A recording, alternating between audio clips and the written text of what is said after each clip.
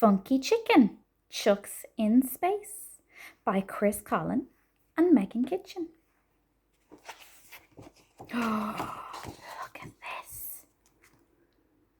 It's the designs for a rocket ship. Oh. Funky Chicken, Chooks in Space. On a warm summer's day out beyond Humpty Doo, Funky Chicken was dreaming of things he could do. He woke with a start and a brilliant thought of becoming the first ever Chook astronaut. A spectacular voyage he'd make just in case he had any family living in space. He'd fly around the planets and have a good look to seek out an extraterrestrial Chook. The first thing to do was to warn Bob and Sue of this wonderful trip he was planning to do. Sue was astonished. But this is absurd. I don't know what gets in the head of that bird. Why would that Chook want to fly out in space? He's part of the family, part of this place. But the Chook was determined, and Bob, well, he knew. Funky Chook's wacky dreaming might even come true. Sure enough, by next morning, the Chook and his friends were building a rocket from odds and ends. A fuselage made out of wrought iron sheets, a pilot's chair crafted from antique car seats, a porthole created from scrap in the shed, a funky glass helmet to cover his head. All of the junk that was lying around was destined for sure to end up space-bound. A month and 2 days, and all that it took to finish that spaceship designed for a Chook. And on a clear dawn in the middle of May, the rocket took off and the Chook was away.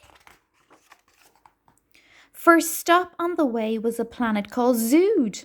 The people who lived there were really quite rude. The Chook asked politely, "Did you ever see a creature as splendid and brilliant as me?" The leader who had a big wart on his head, had a very rude answer. And here's what he said: "We've no time for chickens who think they're unique. Get away from our planet, you feathery freak!" Oh, so rude. So the chicken took off with a hiss and a roar. He flew that ship faster than ever before. I don't blame him.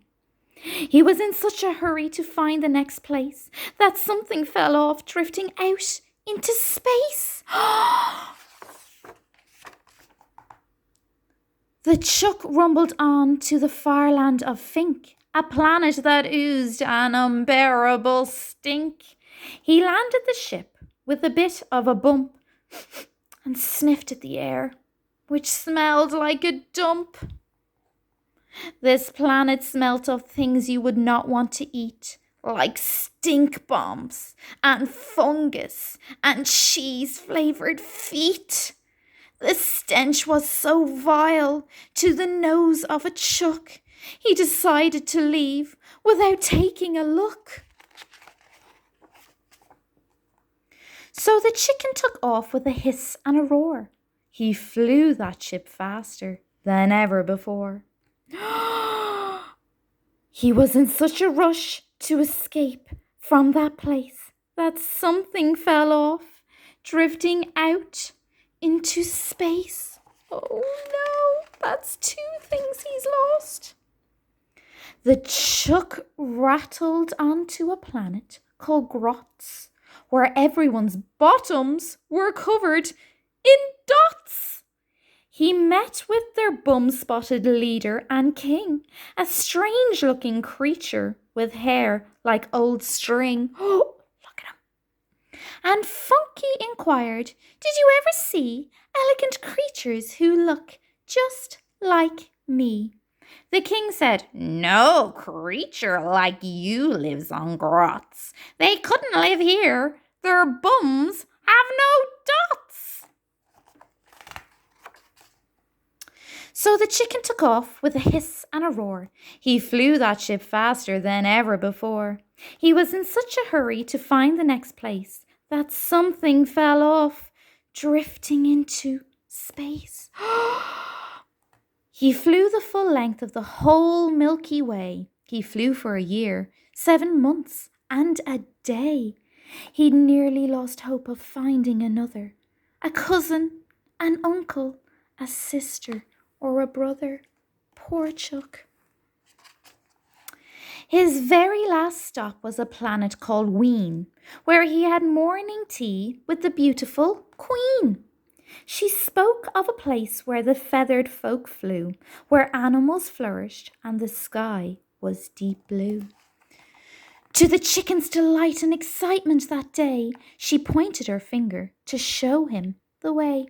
"Over there." So our chicken took off with a hiss and a roar. He flew that ship faster than ever before. At a speed that no living creature had been, he powered through space in his funky machine. The Chook hurtled on in a mad feathered dash. Great chunks of the rocket flew off with a crash.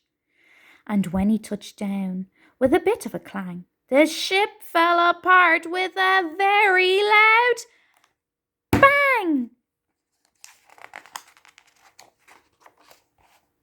Our hero emerged from the wreck and hopped out, with animals everywhere running about.